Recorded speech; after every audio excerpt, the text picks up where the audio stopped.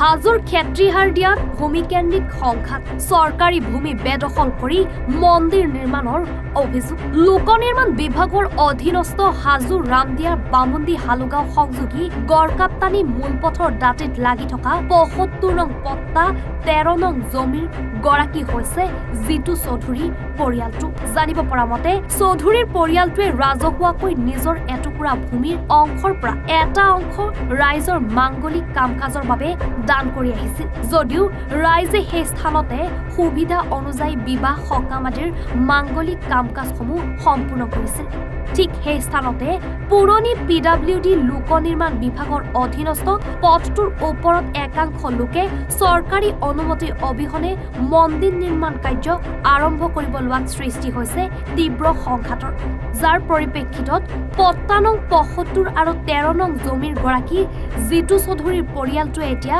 মন্দিৰ নিৰ্মাণ কাৰ্য বন্ধ কৰিবলৈ হাজো চক্ৰ বিষয়ালৈ লিখিত আবেদন জনায় লোক নিৰ্মাণ বিভাগৰ পুৰণা চৰকাৰী পথটোত কেইজনমান লোকে স্থাপন কৰিবলৈ ওলাইছে এটি ৰাম মন্দিৰ আৰু এই ৰাম মন্দিৰক কেন্দ্ৰ কৰি দুই ফৈদৰ মাজত সৃষ্টি হৈছে তীব্ৰ সংঘাতৰ যাৰ পৰিপ্ৰেক্ষিতত এতিয়া আইনী ব্যৱস্থাৰ সহায় লৈছে ভূমিপট্টাৰ গৰাকী চৌধুৰীৰ পৰিয়ালটোৱে কিয়নো পুৰণি লোক নিৰ্মাণ বিভাগৰ অধীনস্থ পথছোৱাত যদি আজি ৰাম মন্দিৰ স্থাপন কৰা হয় পিছলৈ হয়তো সেই স্থানত ৰাম মন্দিৰটো ডাঙৰ হৈ ভূমিপট্টাৰ গৰাকী ভূমিধৰাৰ মূল্যহীন হৈ পৰাৰ গুৰুতৰ অভিযোগ উত্থাপন কৰিছে ভুক্তভোগী ভূমিৰ গৰাকী চৌধুৰীৰ পৰিয়ালটোৱে আইনী ব্যৱস্থাৰ সহায় লৈ সংবাদ মাধ্যমৰ আগত প্ৰতিক্ৰিয়া প্ৰকাশ কৰিছে পৰিয়ালটোৱে আনহাতে চৌধুৰীৰ পৰিয়ালটোৰ আবেদন মৰ্মে চক্ৰ বিষয়াগৰাকীয়ে অবৈধভাৱে মন্দিৰ নিৰ্মাণ কাৰ্য বাধা প্ৰদান কৰাৰ পিছত চৰকাৰী নিৰ্দেশনা অমান্য কৰি চলাই গৈছে মন্দিৰৰ নিৰ্মাণ কাৰ্য নমস্কাৰ মই জিতু চৌধুৰী ক্ষেত্ৰীহাৰদিয়াৰে মই বাসিন্দা হওঁ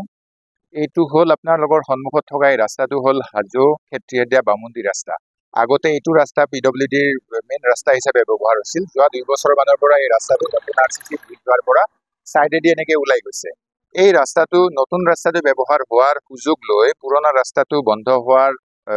হোৱাৰে পৰা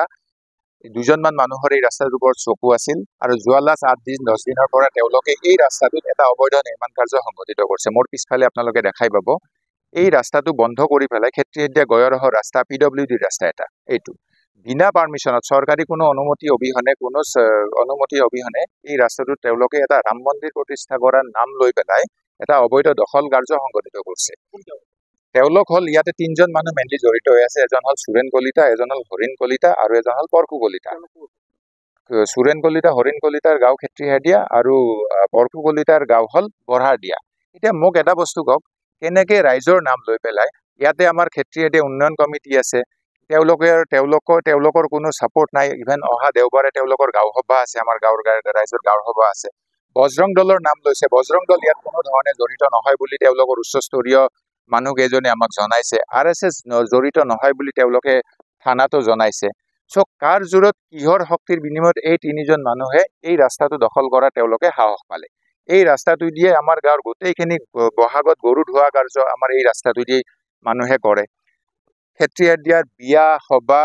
বা শ্ৰাদ্ধ গোটেইখিনিৰ মাংগলিক কাম কাৰ্যক এই ৰাস্তাটো দি গৈ পেলাই নদীত পৰে আজি যদি এই ৰাস্তাটো তেওঁলোকে বন্ধ কৰি দিয়ে ইন ফিউচাৰ ভৱিষ্যতে আমাৰ গাঁৱৰ মানুহখিনি কোনফালে দি যাব এইটো এটা ডাঙৰ কুৱেশ্যন নহয়নে এই বিষয়ে ওচৰ পাজৰ ইভেন ৰামদিয়াৰ গাঁৱৰ মানুহ আৰু সবচে ডাঙৰ কথাটো হ'ল বাৰিষাৰ দিনত যেতিয়া পানী ভৰি থাকে এই জেগাখিনিত আমাৰ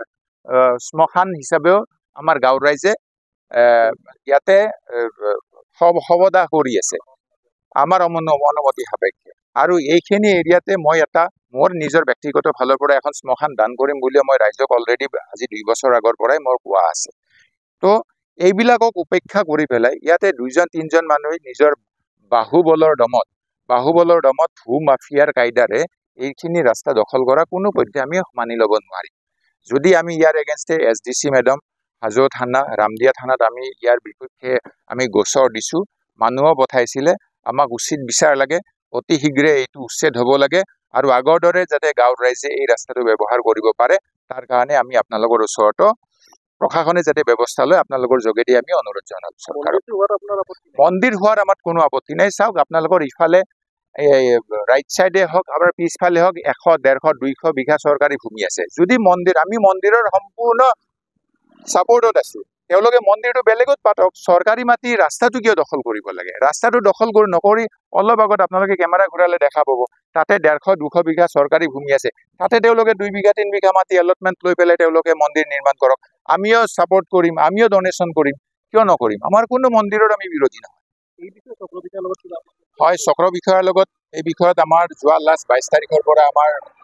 কথা চলি আছে। চক্ৰ বিষয়াই আমাক প্ৰথম পৰ্যায়ত আমাক বহুতে সহায় কৰিলে, কিন্তু আমি পিছত গম পোৱা হিচাপত এওঁলোকে RSS, বজৰং, বিজেপিৰ নাম লৈ পেলাই কিছুমান বিশেষ মানুহৰ পৰা ফোন কৰোৱা বুলিও আমি শুনিছো, আমি গম পাইছো। আৰু এই বিষয়ত আপোনাৰ চক্ৰ বিষয়ৰ ওপৰত আমাৰ সম্পূৰ্ণ ভৰসা আছে। তেওঁ এই বস্তুটো হ'ব নিদিব বুলি আমাৰ বিশ্বাস আছে। আমি হাজো থানাত জনাইছো, পুলিচে, আৰু সবচে ডাঙৰ কথা, পুলিচে যোৱাকালি 1 বজাত তেওঁলোকে পুলিচ অফিচাৰজনে মোক নিজে কৈছে, হাজো ৰামদিয়া থানাৰ আইচিয়ে, তেওঁ মানুহ পঠাই বন্ধ কৰিলে, কাম মিস্ত্ৰীক খেদি পঠালে, কিন্তু তাৰ পিছত আকৌ তেওঁলোকে ইয়াতে কাম আৰম্ভ কৰিছে। আৰু আজি আপোনালোকে দেখিব, আজিও কাম কৰিয়ে আছে। চক্ৰ বিষয়াও কালি তেওঁলোকক ৰিকুৱেষ্ট কৰিছে যে কাম বন্ধ কৰক যেতিয়ালৈকে সমস্যাটো সমাধান নহয়। তাৰ পিছতো এই গোটেই বস্তুখিনিৰ ওপৰত তেওঁলোকে কোনো আইন কানুন নামানি এতিয়াও কামখিনি সংঘটিত কৰি আছে। হাজোৰ পৰা মৃদুল মজুমদাৰৰ ৰিপৰ্ট, এনি ভাৰত 24।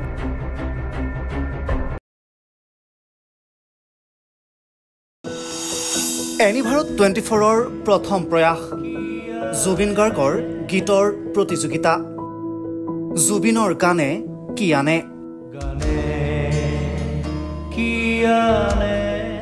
অডিশ্যনৰ বাবে যোগাযোগ কৰক 8638661821 আৰু 8812831556 নম্বৰত। এনি ভাৰত 24 উদ্যোগত এটা নতুন সংগীতৰ প্ৰতিযোগিতা আয়োজন কৰা হৈছে,